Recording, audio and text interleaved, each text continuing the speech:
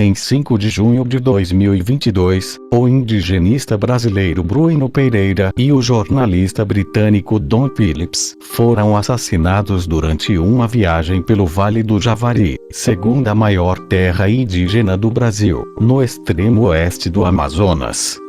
Bruno e Don visitaram o Lago do Jaburu, uma localidade próxima da base de vigilância da Fundação Nacional do Índio, FUNAI, no Rio Ituí, para entrevistar indígenas e ribeirinhos para um livro sobre a Amazônia.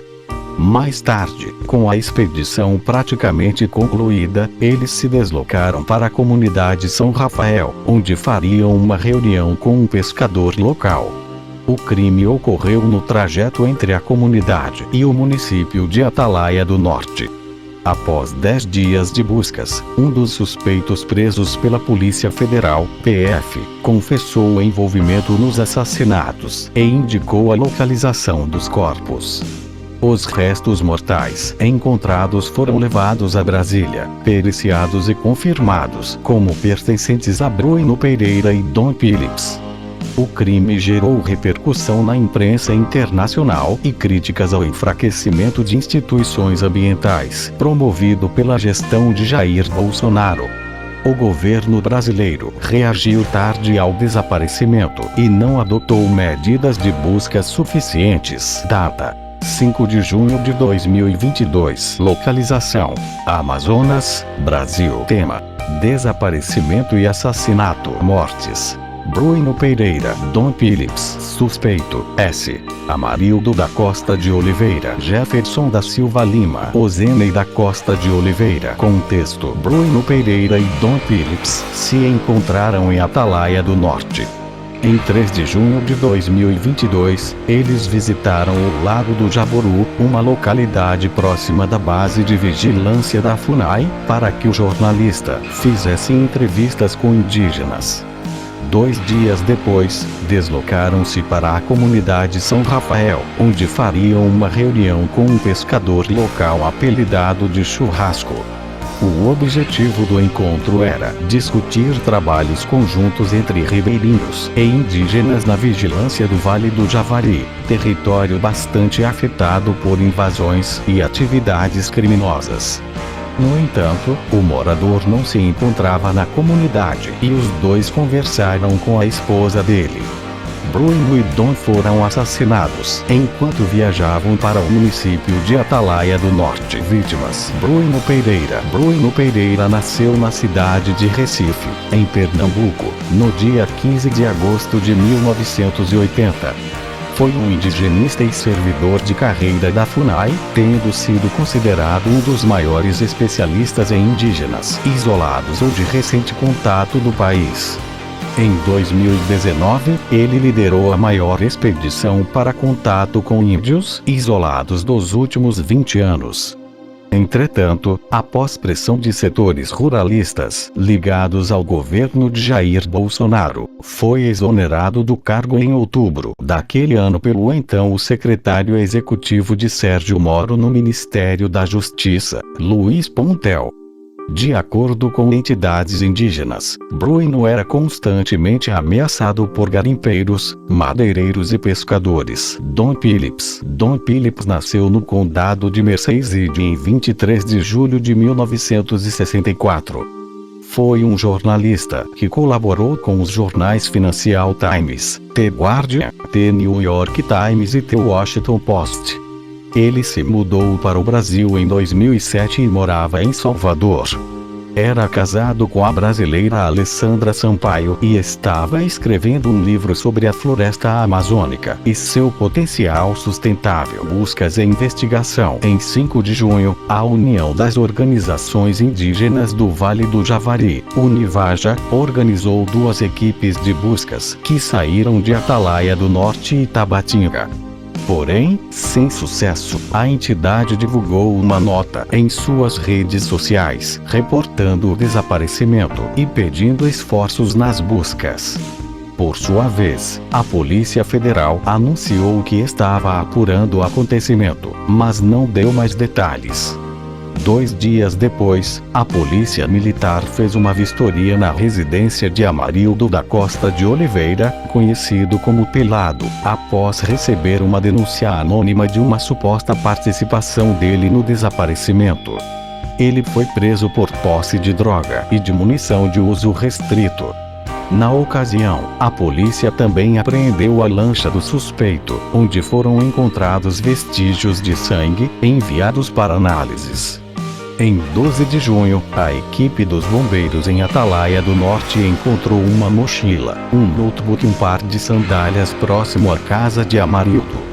No dia seguinte, a família de Dom Phillips foi avisada erroneamente pela Embaixada do Brasil no Reino Unido de que os corpos teriam sido encontrados.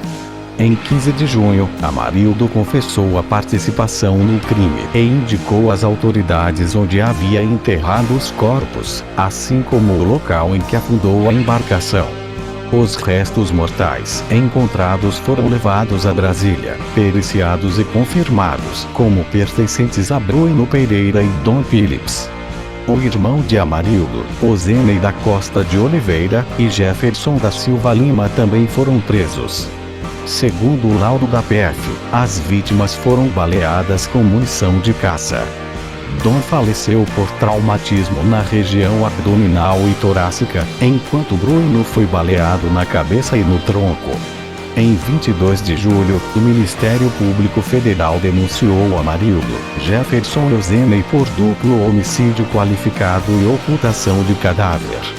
No documento, o órgão afirma que Amarildo e Jefferson confessaram o crime, enquanto Ozeney teve a participação comprovada por depoimento de testemunhas. Repercussão: políticas institucionais. O crime gerou críticas negativas para o governo federal, uma vez que não adotou medidas de busca suficientes e enfraqueceu instituições destinadas a proteger o meio ambiente.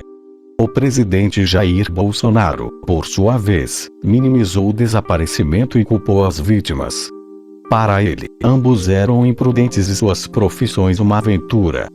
Porém, integrantes do governo avaliaram a condução do mesmo como negativa, contribuindo para desgastar a imagem do próprio presidente.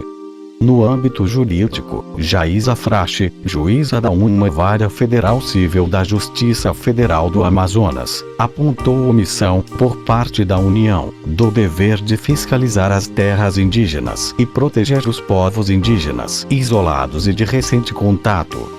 De acordo com a magistrada, a não identificação do paradeiro de Bruno Araújo Pereira e Dom Phillips representa a um só tempo a perda de 2 vidas e a perda da chance probatória.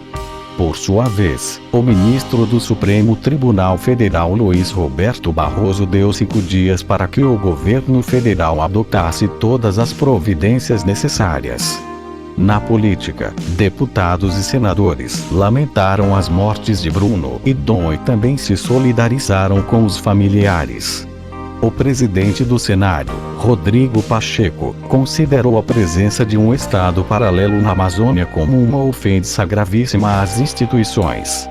Para Pacheco, além do sentimento humano, da vida que se perde em atentado dessa natureza, há uma ofensa ao Estado, e o Senado não pode tolerar essas atrocidades. Entidades ambientais e de direitos humanos também se manifestaram.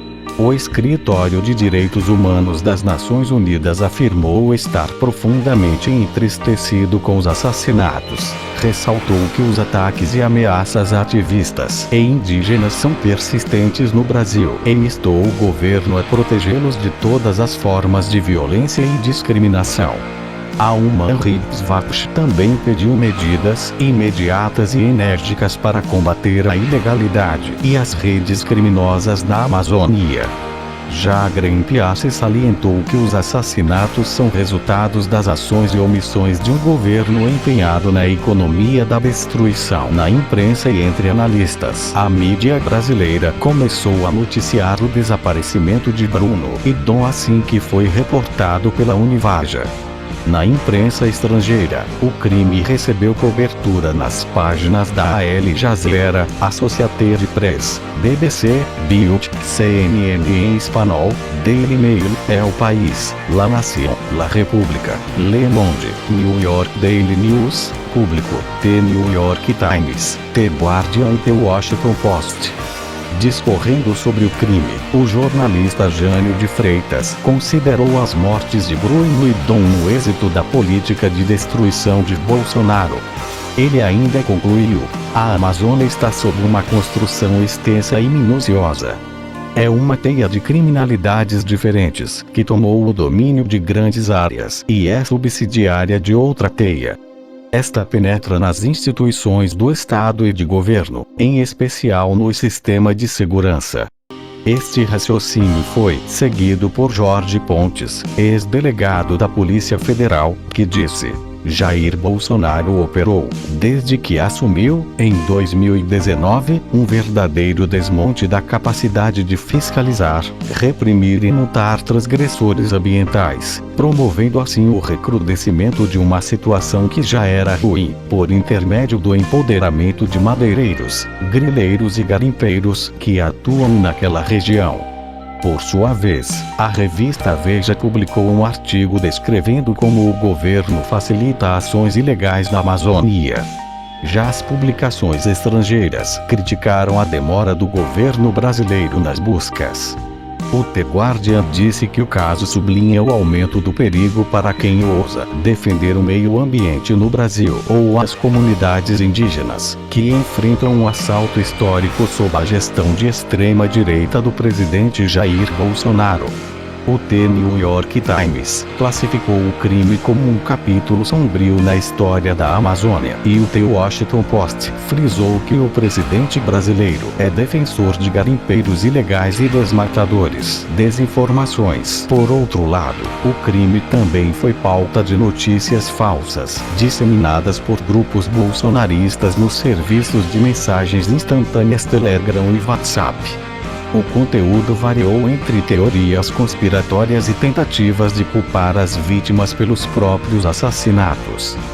Dentre as desinformações mais disseminadas, destacou-se a de que ambos entraram no Vale do Javari sem autorização.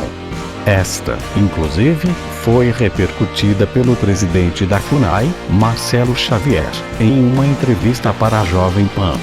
Em 18 de agosto de 2022, uma reportagem do jornal Metrópolis divulgou conversas entre empresários bolsonaristas, defendendo um golpe de Estado em caso de vitória de Lula, legitimando o uso de notícias falsas como arma política e espalhando desinformações sobre Bruno e Domingo. Poucos dias depois, a agência pública apurou que grupos bolsonaristas também acusaram Bruno e Dom de associação ao tráfico, invasão do território brasileiro e que o crime teria sido praticado por indígenas.